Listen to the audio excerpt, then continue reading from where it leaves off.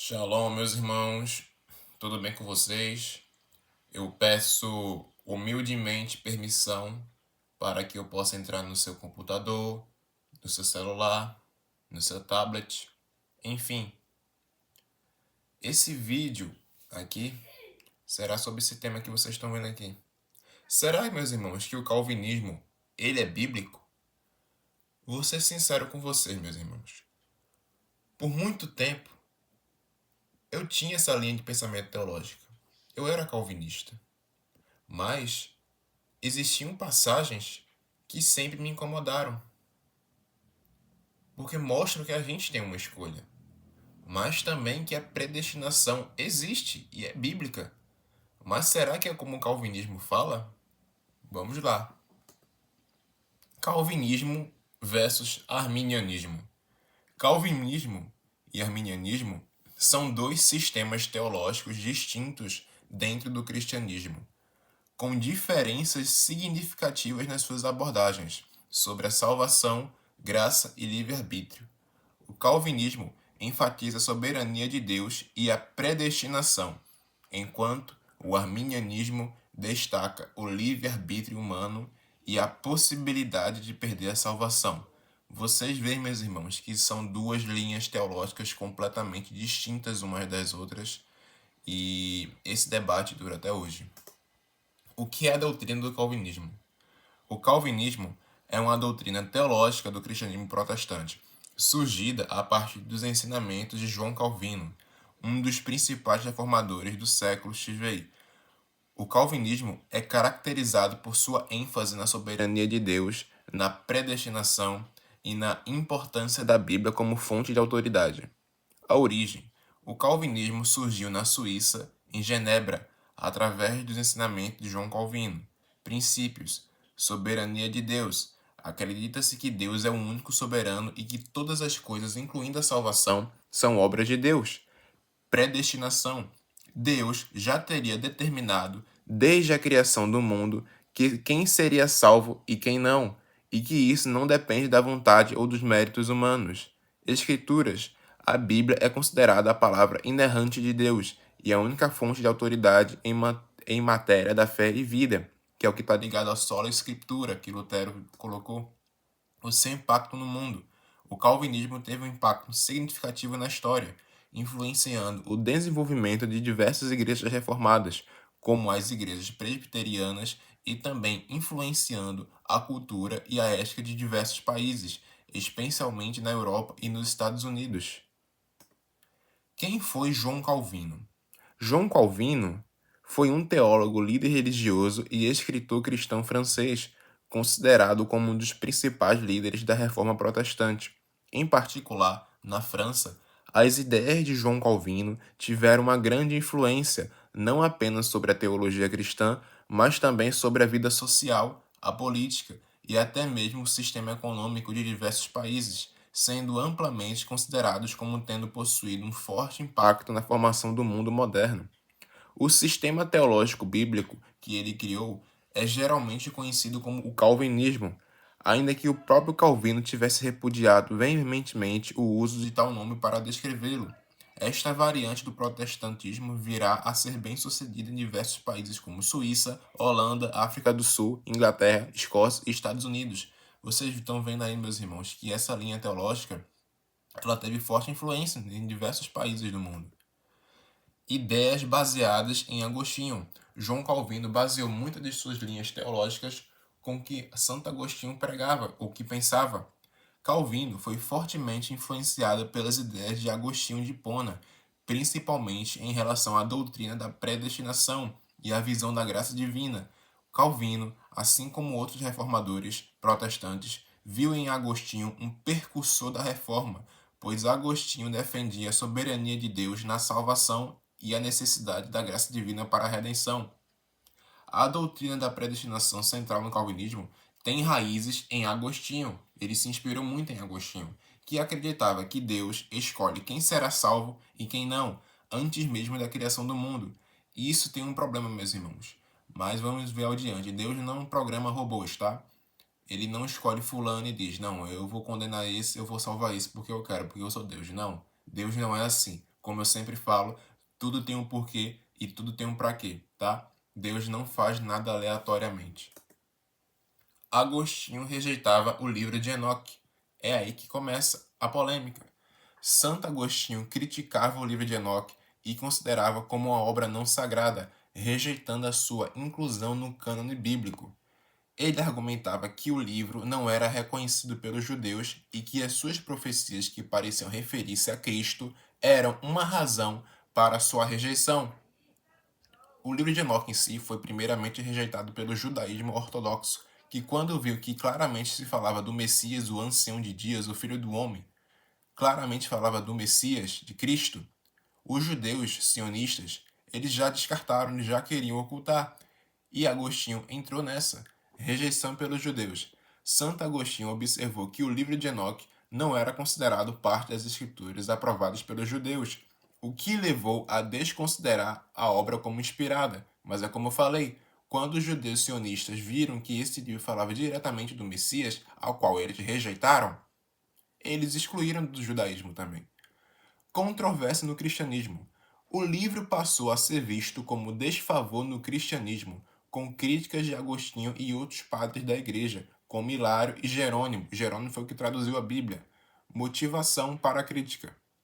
A rejeição judaica e as profecias que pareciam referir-se a Cristo foram fatores que contribuíram para a crítica de Santo Agostinho e a sua posterior desconsideração do cristianismo. Impacto, prestem atenção nisso aqui, impacto na tradição bíblica. Vocês vão entender agora o porquê de quase todos os líderes religiosos rejeitarem o livro de Enoque. A visão negativa de Santo Agostinho influenciou a forma como o livro de Enoque foi percebido e integrado na tradição bíblica cristã. Agostinho era meio cético, não gostava do livro de Enoque, e isso provocou em muito a rejeição que os líderes religiosos hoje têm do livro de Enoque. Mas ele é cânon da Bíblia etíope até hoje. E a Etíope, a igreja etíope, foi a que menos sofreu influência de Roma, do Império Romano, sabe? E o livro de Enoque em si, as próprias escrituras vão falar, vão fazer menção do livro de Enoque. Jesus fala do livro de Enoque. Em Hebreus é citado no livro de Enoque. Paulo diz que foi até o terceiro céu, que também é relatado no livro de Enoque. A Bíblia fala que nós seremos, nós iremos julgar os anjos caídos. E o livro de Enoque fala isso. Judas pega uma parte do livro de Enoque e cita na sua carta. Gênesis e Judas também falam daqueles anjos que coabitaram com as mulheres em Gênesis 6. E o livro de Enoque fala dessa história com mais detalhes. Meus irmãos, a Bíblia de capa em capa vai fazer referência ao livro de Enoque. Mas, infelizmente, como ele falava diretamente do Messias, abertamente de Cristo, os judeus ortodoxos sionistas priorados de Sião rejeitavam essa obra e, consequentemente, Santo Agostinho, como outros pais da igreja, que eram céticos, rejeitaram esse livro. E como assim muitos outros, como muitos outros. E isso influenciou muito o impacto na tradição bíblica em relação a esses livros. Mas enfim, o foco do vídeo não é esse. Cúmplice de homicídio. É aí que vemos um problema. João Calvino esteve envolvido na morte de Miguel Servetti, um teólogo e médico. Calvino liderou a acusação de heresia contra Servetti, e este foi condenado e executado por herege.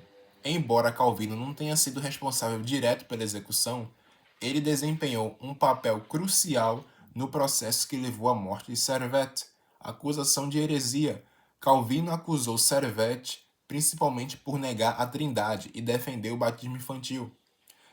O dogma da Trindade, meus irmãos, é praticamente um tema intocável no sistema religioso.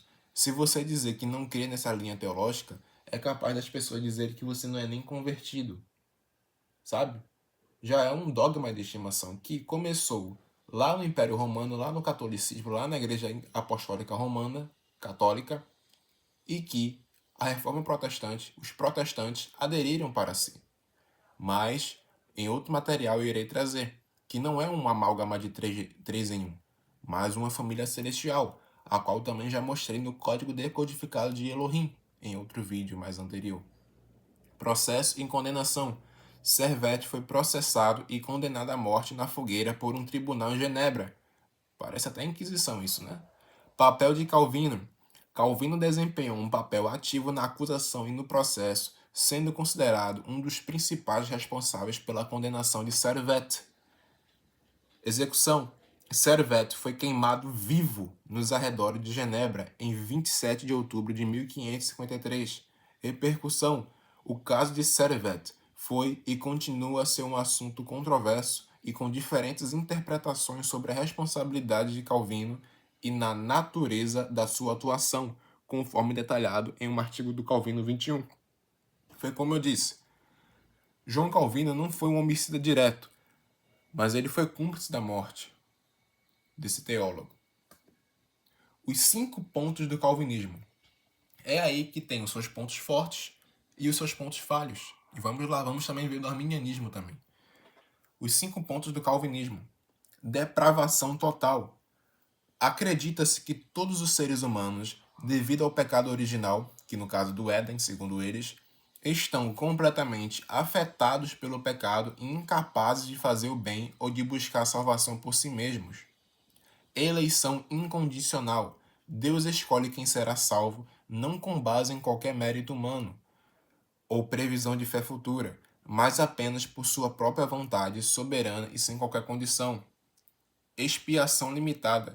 Cristo não morreu por todos. Sim, ele de fato não morreu por todos, mas também vamos ver isso adiante, mas especificamente por aqueles que Deus escolheu para a salvação. Sim, tem um fundo de verdade nisso. A expiação de Cristo é limitada para aqueles que ele já escolheu, não se estendendo a todos os seres humanos. Graça irresistível. Quando Deus chama alguém para a salvação, a pessoa é inevitavelmente convertida. E isso é um problema, porque a graça de Deus é tão poderosa que não pode ser resistida. A pessoa é regenerada e recebe a fé de modo que não pode não ser convertida. De modo que não pode não ser convertida. Isso é um problema. Perseverança dos santos.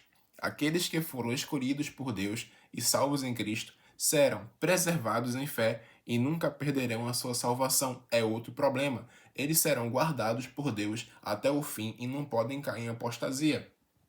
A Bíblia não diz isso, mas vamos ver. Tá lá diz que a fé sem obras ela é morta. Mas vamos ver. Os 5 pontos do arminianismo. Livre-arbítrio. A crença de que os seres humanos têm a capacidade de escolher livremente entre o bem e o mal, incluindo a capacidade de escolher crer ou não no Messias. Isso tem um fundo de verdade, mas eu tenho algumas leves divergências em relação à totalidade do livre-arbítrio, mas isso entra num ramo filosófico ao qual ficará para outro vídeo. Eleição condicional. A ideia de que Deus escolhe os indivíduos para a salvação com base na fé que ele preve que eles terão, ou seja, a salvação é condicionada à fé. Expiação universal. A crença de que a morte de Cristo foi para todos os humanos, isso é um problema. Ele não veio morrer por todos, ele veio morrer pela igreja, tornando a salvação possível para todos, não apenas para um grupo selecionado. Graça preveniente. A ideia de que Deus oferece a graça para todos os humanos, permitindo que eles respondam à sua chamada e creiam em Jesus Cristo.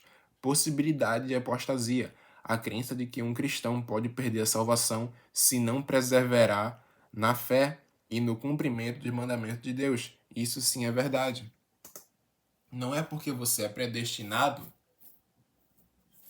não é porque você é reconciliado pelo sangue de Cristo que a sua salvação está garantida. Mas também vamos ver mais para frente. Pontos fortes e pontos falhos. Tanto o arminianismo quanto o calvinismo possuem os seus pontos fortes e os seus pontos falhos. Por isso, há esse debate até os dias de hoje, pelo fato de faltarem peças para ambos os lados. E as 2 peças principais para resolver esse quebra-cabeça se chamam pré-existência e semente da serpente. Pré-existência, a guerra celestial. Como eu disse, você nunca vai entender o porquê de estarmos aqui, o porquê morremos, o porquê viemos para esse mundo, o porquê nascemos em tal época, o porquê nascemos em tal condição, se não entendemos a pré-existência, descrita principalmente em Apocalipse 12, que também relata a batalha celestial, a rebelião que aconteceu nos céus, onde há 3 classes. Uma classe que defendeu o trono, outra classe que escolheu ficar ao lado de Satanás, e a terceira classe, que é dita como morna, como neutra, que não tomou partido na rebelião, na guerra celestial, onde eles foram arrastados pela cauda do dragão para a terra. E o termo arrastados não é por consentimento mútuo, é algo contra a vontade. Porque de lá deixa claro que existiram anjos que escolheram a Satanás por livre e espontânea vontade e que também perderam para os que defenderam o trono. Mas os que foram arrastados, eles não escolheram a Satanás e nem defenderam o trono. E tem alguns materiais de pré-existência que eu já gravei, meus irmãos, que vocês podem dar uma conferida lá na playlist do canal, que vocês vão entender. A neutralidade na batalha celestial. Conheço as suas obras. Sei que você não é nem frio e nem quente. Melhor seria que você fosse frio ou quente.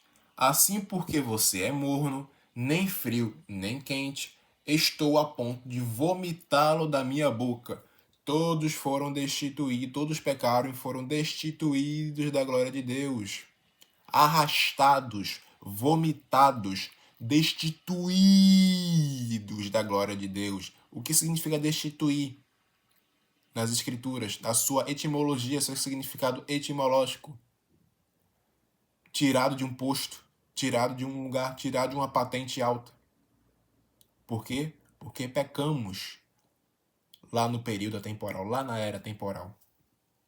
Apocalipse 4, do 15 ao 16. Estrelas arrastadas pelo dragão, e a sua cauda levou após si a terça parte das estrelas do céu, lembrando que estrelas são anjos, e lançou-as sobre a terra. E o dragão parou diante da mulher que havia de dar luz, para que, dando ela a luz, lhe tragasse o filho. Esse filho é quem? O Messias, o primogênito dentre muitos irmãos. Em Hebreus diz que nós somos filhos de Deus e co-herdeiros com Cristo, e que ele é o nosso irmão mais velho. Fomos destituídos, pois todos pecaram e estão destituídos da glória de Deus, sendo justificados gratuitamente por sua graça, ou a predestinação aí, por meio da redenção que há em Cristo Jesus. Deus o ofereceu como sacrifício para propiciação mediante a fé, pelo seu sangue, demonstrando a sua justiça.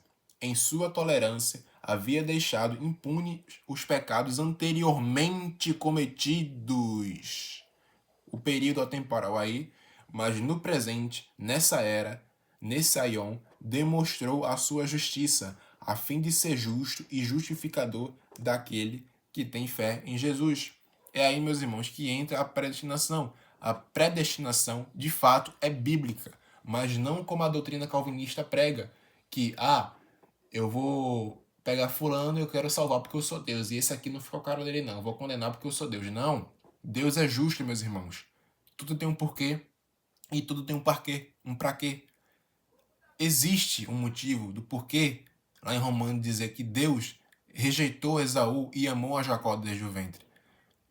Existe um porquê de lá em Jeremias ele dizer, o Pai, o Criador, dizer que ele conheceu Jeremias desde o ventre de sua mãe. E esse conhecer no hebraico é yada, que significa ter intimidade, ter familiaridade. Ou seja, o Criador já era familiarizado com Jeremias. Não é só presciência como o arminianismo prega e nem é só predestinação como o calvinismo prega. Falta a chave da pré-existência. Quando você entende o período atemporal, a era temporal, a batalha nos céus, a pré-existência, a sua origem como eu de espírito, você nunca vai mais ter dúvida. Sim, você é predestinado a vir para cá. Você é predestinado a vir em tal época, em tal lugar, em tal condição financeira, em tal família, em tal situação. Mas você pode escolher, você pode perder sua salvação e você pode obtê-la através de quê? Do sacrifício atemporal de Cristo. Pense comigo, meus irmãos. Se tudo deu sua origem aqui na Terra, por que o sacrifício de Cristo foi atemporal? Porque ele teve que morrer antes da fundação do mundo. Isso é bíblico, tá? Vocês podem conferir que o cordeiro que foi morto antes da fundação do mundo. Ele também fala: eles não são do mundo, como eu também do mundo não sou. Cristo também é pré-existência. Assim como nós, Cristo é pré-existente e também nós somos pré-existentes. E ele é o primogênito dentre muitos irmãos. Significado de destituídos. Destituídos significa, no grego, no contexto mais geral, privados de algo, seja de um cargo, uma função, um direito ou até mesmo algo material. É o plural de destituído, que indica a condição de ter sido removido, afastado ou privado de algo.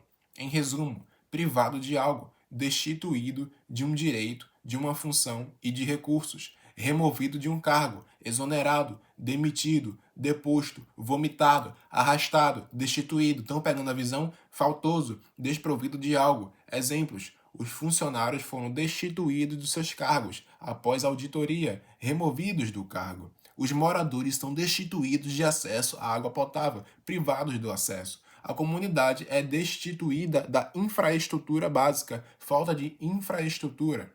Vocês percebem, meus irmãos, o significado etimológico dessa palavra? O grande teste. É aí que, meus irmãos, que entra também o acordo das almas, o GUF, o salão das almas, mas isso também fica para outro vídeo também que eu já falei anteriormente. Vocês podem conferir no material da playlist. É aí, meus irmãos, que vemos que o Messias ele não morreu pelo joio, os vasos da ira.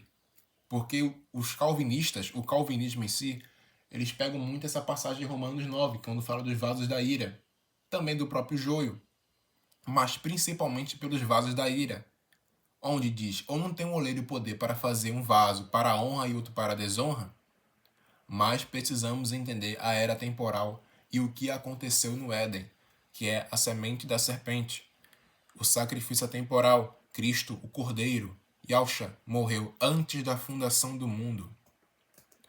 A predestinação bíblica, como também nos elegeu nele antes da fundação do mundo, para que possamos,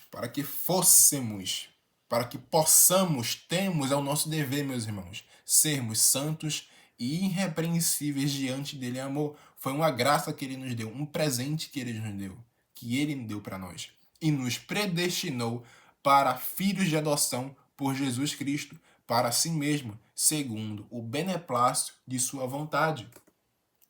Mas devemos sempre dar graças a Deus por vós, irmãos amados do Senhor, por vós ter Deus elegido desde o princípio para a salvação. Seja grato, meu irmão, minha irmã, por você ser predestinado, por você ser predestinada, porque você tem chance de salvação. Cristo morreu na cruz por você, por mim, por nós, para que andemos na reta justiça, em santificação do Espírito e fé da verdade, para que o que pelo nosso Evangelho vos chamou, para alcançardes a glória do nosso Senhor Jesus Cristo. 2 Tessalonicenses 2, do 13 ao 14. Jeremias 1,5. Como eu falei, antes que te formasse no ventre, eu te conheci, e antes que saísse da madre, te santifiquei às nações e te dei por profeta. Conhecer no hebraico é yada, que significa também ter relacionamento íntimo sexual, mas também relacionamento familiaridade, como conhecer, como ter intimidade no sentido de conhecer a pessoa, ser íntima como um amigo. Estão pegando a visão, meus irmãos? Quem nos salvou e chamou com uma santa vocação, um chamado, é quando fala lá, são muitos chamados, mas poucos escolhidos. Não segundo as nossas obras, mas segundo o seu próprio propósito. O propósito o quê? O propósito atemporal e graça que nos foi dada em Cristo Jesus, antes dos tempos dos séculos. Olha aí o período atemporal, o período da pré-existência. 2 Timóteo 1:9. Mas também fala lá em Tiago, a fé sem obras, ela é o quê? Morta. Não adianta só ter fé e não praticar obras. O calvinismo em si, meus irmãos, ele deixa as pessoas acomodadas. Dizer, posso estar salvo mesmo, posso fazer o que eu quero. Não é bem assim. Porque pela graça sois salvos, por meio da fé. E isso não é dom de vós, é dom de Deus. Por quê? Porque do sacrifício temporal, por causa do sacrifício do Filho de Deus. Não vem das obras, para que ninguém se glorie, porque somos feitura sua, criados em Cristo Jesus para as boas obras, as quais Deus preparou para que andêssemos nela. Ou seja, preparou, Ele espera, Ele confia, Ele quer que andamos nela, nos seus caminhos, nos seus princípios. Mas é uma escolha nossa. Por quê? A fé sem obras, ela é morta. Existe uma classe que não há salvação. Os anjos que escolheram ficar ao lado de Satanás também foram lançados para a terra. Apocalipse 12, 9. E com o pecado do Éden, esses anjos conseguiram adentrar a matriz humana, mesmo passando pelo cálice do esquecimento. A essência deles ainda é perversa, e eles já se desligaram totalmente do Pai Celestial durante a rebelião na era temporal. Eles só ainda não foram destruídos por causa do trigo, o terço neutro da rebelião, para que esses possam escolher ficar do lado ou da luz ou das trevas. Em Deuteronômio fala: eis que te dou entre a vida e a morte. Escolha, pois, a vida, mas é uma escolha que possamos fazer, que temos que fazer. Estando eu com eles no mundo, guardava-os em teu nome. Tenho guardado aqueles que tu me deste, e nenhum deles se perdeu, senão o filho da perdição, no caso Judas, para que as escrituras se cumprissem. João 17, 12. Judas já era um filho da perdição, assim como o próprio anticristo será um filho da perdição. É uma descendência maligna, meus irmãos. Apocalipse 13, 8. E adoraram todos os que habitam sobre a terra, esses cujos nomes não estão escritos no livro da vida do Cordeiro que foi morto antes da fundação do mundo. Detalhe, as escrituras também falam que os nossos nomes podem ser apagados do livro da vida. Tanto é que Moisés fala: se for possível, Senhor, apaga meu nome do livro da vida. Ou seja, os nossos nomes podem ser removidos, podem ser apagados do livro da vida, conforme o que fazemos aqui. Aqui, meus irmãos, é um grande teste que se inicia no ventre da sua mãe e se encerra no túmulo. É aqui que decidimos qual lado ficar, do lado do Pai ou do lado de Satã. O Senhor fez todas as coisas para atender os seus próprios desígnios, até o ímpio para o dia do mal, os vasos da ira. Provérbios 16, 4. Salmos 58, 35. Os ímpios erram o caminho desde o ventre, desviam-se os mentirosos desde que nascem. O seu veneno é como o veneno de serpente. É interessante a analogia, a teia interligada de serpente de Nahash, de Éden. Tapam os ouvidos como a cobra que se faz de surda, para não ouvir a música dos encantadores, que fazem encantamentos com tanta habilidade. São seres que já estão predestinados à condenação. Ou não tem oleiro, aí que tá, ou não tem o oleiro poder sobre o barro é o quê? O nosso corpo, para da mesma massa fazer um vaso para a honra e outro para a desonra? E que direi se Deus, querendo mostrar sua ira e dar a conhecer o seu poder, suportou, tolerou com muita paciência os vasos de ira, preparados para a perdição. Romanos 9, 21 ao 22. É por isso que na parábola do joio e do trigo, os ceifeiros, que são os anjos, eles perguntam ao Senhor: Senhor, quer que tiramos esse joio no meio do trigo? Não, deixem que ambos cresçam juntos, para que quando chegar o dia da colheita, eu pego os meus e os que não são meus eu coloco no fogo. Mas um trigo também pode se contaminar, meus irmãos. Ele pode ser uma palha que vai junto ao joio para ser queimado, dependendo da escolha que esse trigo vai fazer na sua vida. Mas o trigo tem a chance de salvação. Mas em relação ao joio, não existe. A existência do seu eu como espírito é muito antes desse mundo. Eclesiastes 12, do 6 e 7. Antes que se rompa o cordão de prata, vamos ver isso mais adiante, e se quebre o copo de ouro, e se despedace o cântaro junto à fonte, e se quebre a roda junto ao poço, e o pó e o corpo, o nosso corpo físico, volte à terra como era, e o espírito volte a Deus que o deu. O nosso espírito, meus irmãos, o nosso eu como espírito, é muito anterior a esse mundo. E nas escrituras falam, de pele e carne me vestiste.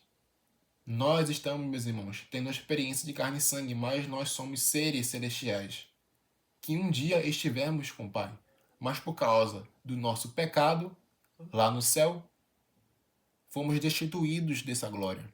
Mas, através de seu Filho, temos a oportunidade de voltar para casa. Por isso que somos chamados de estrangeiros e peregrinos sobre a terra. Então, pegando a visão, meus irmãos, em Salmos 82 fala, vós sois deuses, e todos vós, filhos do Altíssimo, todavia morrereis como homens.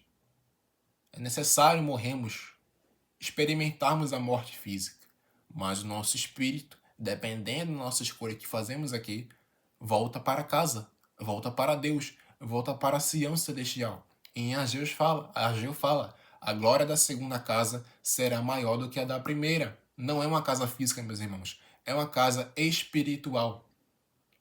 A nossa glória, o que espera por nós no reino vindouro, é muito maior, mas muito maior, meus irmãos, do que era antes quando estivemos com o Pai um dia.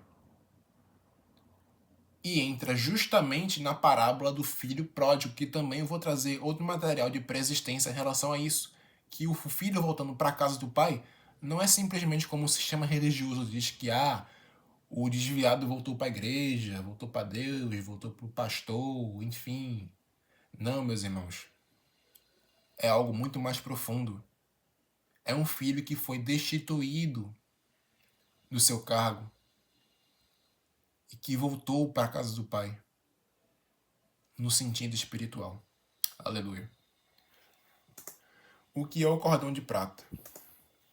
O cordão de prata, em metafísica, é uma metáfora que representa a conexão vital entre o corpo físico e a consciência, também conhecido como sutram, ou cordão da vida.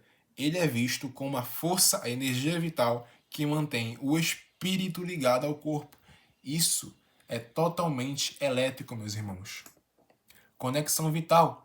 O cordão de prata é frequentemente descrito como um fio de energia que mantém a consciência, ou um fio eletromagnético que contém a consciência ligada ao corpo físico, mesmo durante experiências como projeção astral ou sonambulismo. Espiritualidade. A ideia do cordão de prata é um conceito espiritual que enfatiza a ligação entre o corpo físico e a consciência ou alma, sugerindo que o corpo físico é apenas uma manifestação temporária da essência espiritual. Foi como eu falei anteriormente, e como as escrituras falam, esse corpo perece, esse corpo carnal é temporário, mas o nosso espírito é eterno. Ruptura. A ruptura do cordão de prata é frequentemente associada à morte, pois representa a separação do corpo físico e da alma. Diferentes interpretações. Dependendo da crença ou tradição espiritual, o cordão de prata pode ter diferentes significados e interpretações, mas a ideia central é a mesma, a conexão vital entre o corpo e a alma, a conexão eletromagnética. O espiritismo, ele conhece esse tema e explica de forma distorcida, fala de reencarnação em si, mas a Bíblia é clara em relação à reencarnação.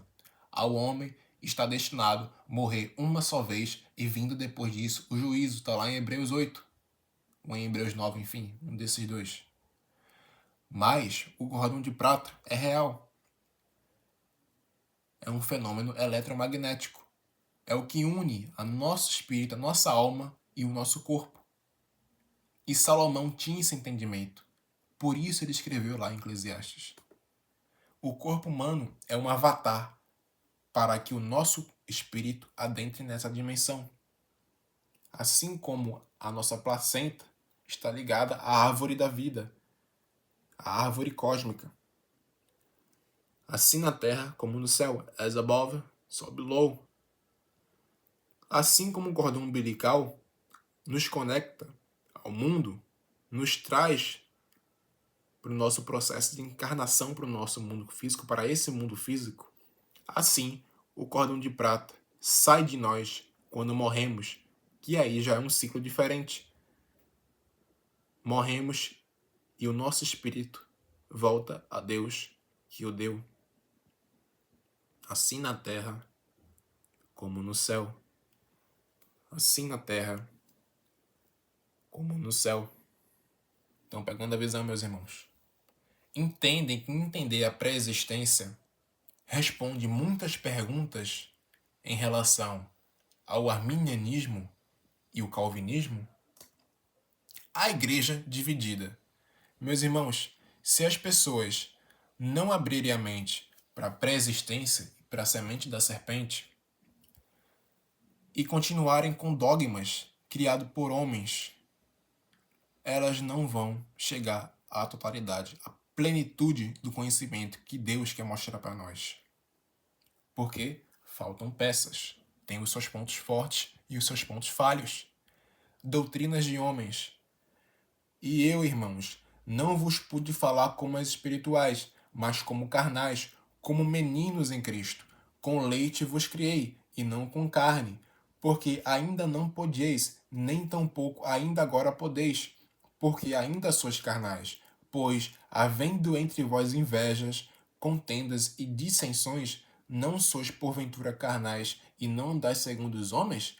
Porventura dizendo um, eu sou de Paulo, e outro, eu de Apolo, porventura não sois carnais? Ou seja, dizendo, eu sou de Calvino, eu sou de Armínio, porventura não sois carnais? Pois, quem é Paulo? E quem é Apolo? Senão ministros pelos quais crestes, instrumentos usados pelo Criador para alcançar a graça, para alcançar o Evangelho, e conforme o que o Senhor deu a cada um, eu plantei, Apolo regou, mas o Criador deu o crescimento.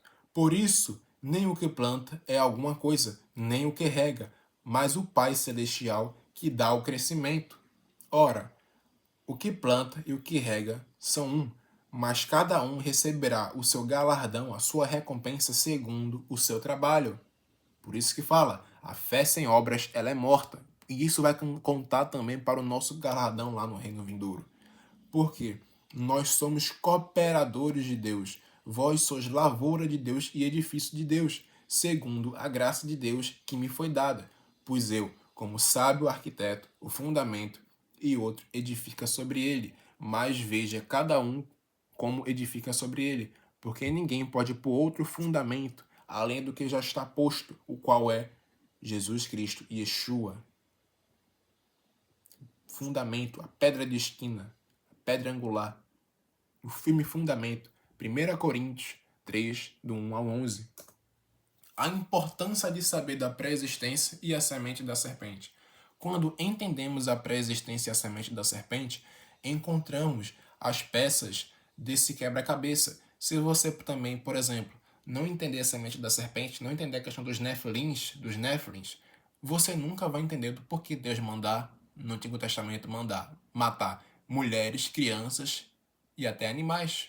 Deus não é mau, porque já era uma linhagem maligna, meus irmãos. Eram demônios encarnados, almas de anjos caídos, que já escolheram Satanás no período atemporal e que se encarnam aqui devido ao que aconteceu no Éden em Gênesis 6. Entretanto, para entender esses temas, é necessário ter mente aberta. Esse é o problema, que as pessoas elas não querem abrir a mente e se desvencilhar de dogmas e conceitos religiosos.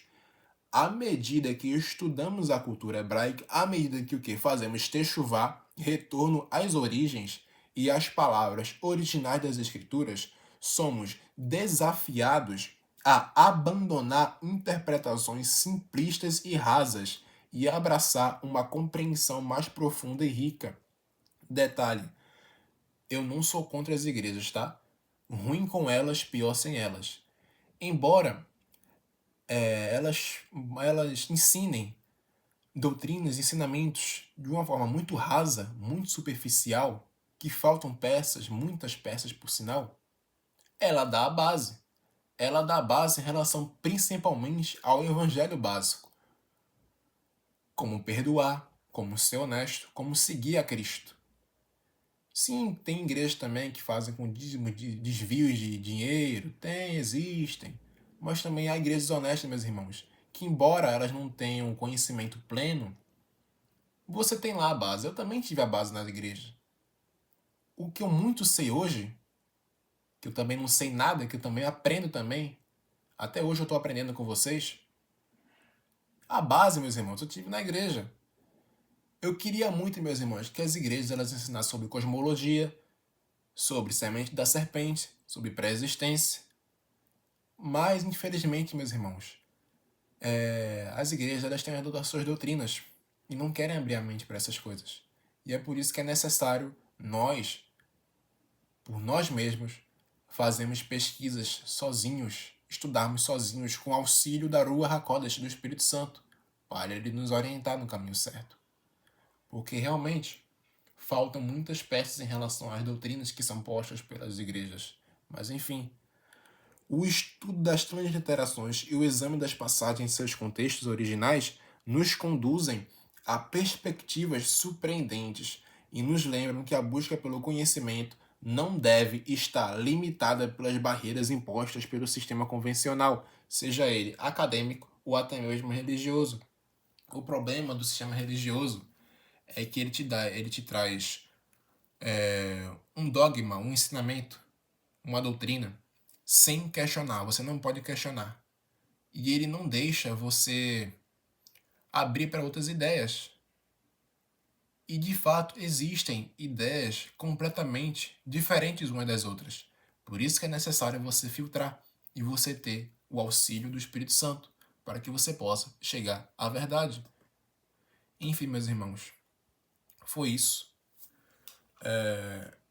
Entenderam qual é a predestinação bíblica e que o calvinismo em si, o que o calvinismo fala, não é bíblico, porque Deus não programa quem vai ser salvo, quem vai ser condenado. Foi uma escolha que nós fizemos lá na era temporal e que de fato somos predestinados a virmos para aqui, a tal tempo do mundo, a tal situação, a tal contexto, a tal família. Mas a partir que nascemos começa o grande teste, que aí sim vai contar para nossa salvação ou para nossa condenação. E através do sacrifício temporal do Cordeiro de Cristo, ele nos deu a graça, a reconciliação, porque fomos destituídos da glória de Deus. Mas ele veio morrer por nós, tanto na era temporal, quanto aqui na terra, nesse plano físico, para que possamos ter essa graça. Amém? Então, meus irmãos, está aí, fiquem na paz.